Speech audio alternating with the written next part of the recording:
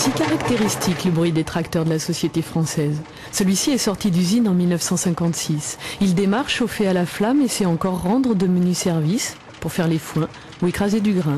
Belle machine qui a encore ses heures de gloire. Quand je passe dans le village, ou si je vais sur Ulpi, je vais à Ulpi avec, je vais un peu partout, quoi. Eh ben, on sort et on entend le bruit, alors tout de suite, je suis reconnu. Hein. Avec ça, on n'a pas besoin de klaxon. Hein. Un peu plus loin, le concours de la bourre à cheval. Chaque attelage doit sillonner une parcelle de 810 mètres carrés en 3 heures de temps et s'attacher à un tracé droit. Il y a aussi les courses de moissonneuses-batteuses qui, en l'état, ne sauraient plus vraiment battre la moindre parcelle de blé. Et dans les coulisses de cette grande fête agricole, il y a près de 1000 bénévoles pour l'accueil, la gestion des parkings ou la préparation des sandwichs. Tous sont agriculteurs, prêts à donner du temps pour parler de leur travail et de la terre.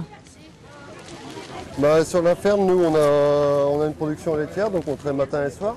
Habituellement, on est 3 et en ce moment, il y a une personne qui traite tout seul pour pouvoir nous laisser libres aujourd'hui.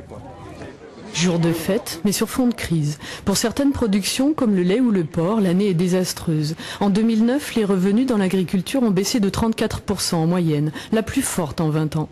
En toute fin de journée, pour la clôture des festivités, le ministre de l'Agriculture, Bruno Le Maire, était annoncé.